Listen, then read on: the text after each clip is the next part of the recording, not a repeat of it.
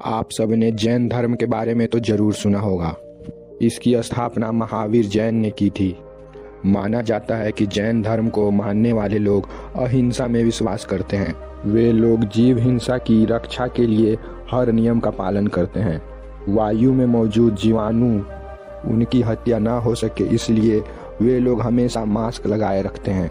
हम लोगों के जीवन में कई बार ऐसा होता है, हम लोग कोई पाप करना नहीं चाहते हैं लेकिन हम लोगों से हो जाता है, तो क्या उसका फल भोगना पड़ेगा?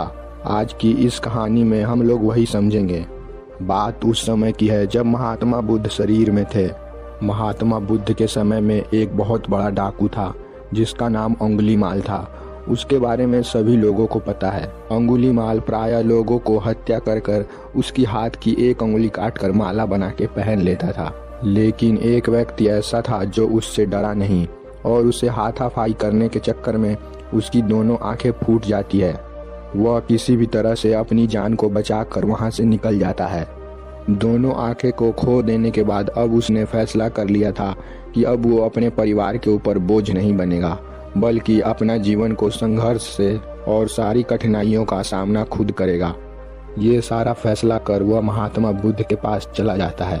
वह भटकते भटकते लोगों से पूछते पूछते महात्मा बुद्ध के पास पहुंचता है और उनके चरणों में गिर जाता है और अपनी सारी बीती हुई घटना को महात्मा बुद्ध को बताता है। वह उनसे प्रार्थना करता है, हे बुद्ध, आप मुझे अपने शरण में ले लें। महात्मा बुद्ध उस व्यक्ति से कहते हैं, तुम अभी भी अपनी आंखों को वापस ला सकते हो। इन आंखों में वापस रोशनी आ सकती है। मैं तुम्हें कुछ औषधि बताता हूँ, उन औषधि का सेवन करो। 1 साल के अंदर तुम्हारी आंखें पहली जैसी हो जाएगी। व्यक्ति कहता है, हे बुद्ध, 1 साल बाद मैं इन आंखों को पाकर क्या करूँगा? 1 साल तक तो मेरा परिवार कहाँ से कहाँ चला जा चुका होगा। हे बुद्ध, आप मुझ पे इतनी दया करें, आप मुझे अपनी सेवा में रख लें। बुद्ध कहते हैं, ठीक है, तुम इस आश्रम में रह सकते हो।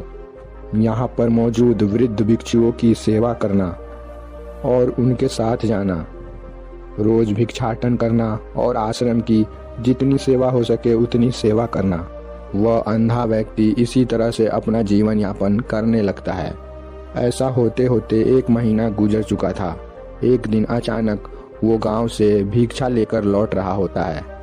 उस समय थोड़ी दूर पर महात्मा बुद्ध ध्यान में बैठे हुए थे। उनके लिए एक महिला खीर बनाकर लाती है।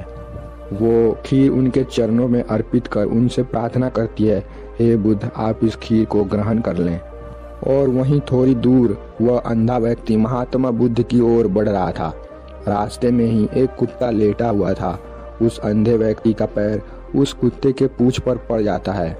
वह कुत्ता अंधे व्यक्ति के ऊपर भौंकना शुरू कर देता है। अंधा व्यक्ति घबराकर महात्मा बुद्ध की ओर दौड़ते दौड़ते बढ़ता है और दुर्भाग्यवश उसका पैर महात्मा बुद्ध के खीर में चला जाता है। वह सारा खीर जमीन में फैल जाता है। वहां पर मौजूद भिक्षुओं का संग ये सब देखकर बहुत अफसोस जताता है, इस अभागे ने कितना बड़ा पाप कर दिया। जो महिला वह खीर बनाकर लाती है वह मन ही मन उस अंधे व्यक्ति को गालियां देना शुरू कर देती है। महात्मा बुद्ध ये सब देखकर मुस्कुराने लगते हैं। ये हरकत देखकर सारे भिक्षु हैरान हो जाते हैं। वो सोचते हैं, इस अंधे व्यक्ति की वजह से इस महिला की प्रसाद का इतना बड़ा अनादर हुआ और भगवान बुद्ध हंस रहे हैं। उन्हीं भिक्षुओं में से आनंद भगवान बुद्ध के पास आता है। वह पूछता है, हे बुद्ध, यह महिला आपके लिए इतने श्रद्धा से खीर बनाकर लाई थी और उस अंधे व्यक्ति के वजह से यह खीर जमीन पर फैल गया। उसने अनजाने में ही बहुत बड़ा पाप किया है। उसने एक महान पुरुष अर्थात भगवान के प्रसाद को अपमानित किया है। भगवान बुद्ध ने कहा, नहीं, तुम्हारी सोच गलत है। उस व्यक्ति ने कुछ भी पाप नहीं किया है, उसे इसका जरा भी पाप नहीं लगेगा। मैं तुम्हें एक उदाहरण के तौर पर समझाता हूँ।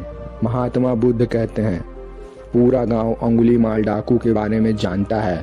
तुम सभी जानते हो उसके पास खतरनाक खंजर रहती थी जिससे वो लोगों की हत्या कर देता था। और इसी ओर हमारे गांव के वैद्य चिकित्सक के पास भी चाकू या खंजर रहता है। वो उस खंजर से लोगों की चिकित्सा करते हैं। और वहीं अंगुलीमाल उसी चाकू और खंजर से लोगों की हत्या कर देता था। चाकू और खंजर वही है, लेकिन उसका उपयोग करने का उद्देश्य अलग अलग है। चिकित्सक अपने चाकू का उपयोग मरीज को स्वस्थ करने के लिए करता है और वहीं चोर डाकू अपनी चाकू का उपयोग लोगों को हानि पहुंचाने के लिए करते हैं। और ये बात हमेशा ध्यान रखना, जिस विचार जिस भाव के साथ तुम कर्म करते हो, तुम्हारे पास फल उसी भाव उसी उद्देश्य के साथ आता है। अच्छे विचार और अच्छे भाव के साथ कर्म करोगे तो उसका फल सदा शुभ होगा।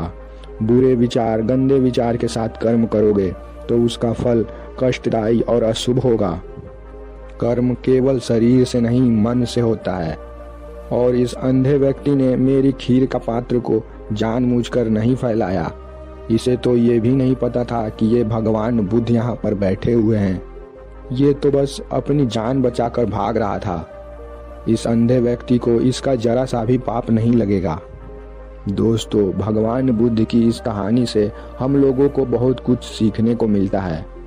अगर कोई भी इंसान किसी की भलाई के लिए कर्म करता है तो उसे उस कर्म का फल सुखप्रद मिलेगा, और अगर कोई व्यक्ति किसी इंसान को दुख पहुंचाने के लिए कर्म करता है तो उसे उसका फल दुखप्रद मिलेगा। यानी हम लोगों को हमेशा अपने मन में अच्छा विचार ही रखना चाहिए। हमें हमेशा लोगों का अच्छा ही सोचना चाहिए। अगर गलती से भी हम लोगों के द्वारा लोगों का नुकसान हो जाता है, लेकिन हमारे मन में ऐसा करने की कोई उद्देश्य नहीं होता है, तो हम लोगों को उसका पाप कभी नहीं लगेगा, क्योंकि वो कर्म गलती से हुआ है। अगर आपको इस कहानी से जरा सा भी प्रेरणा मिली हो तो इसे शेयर जरूर करें।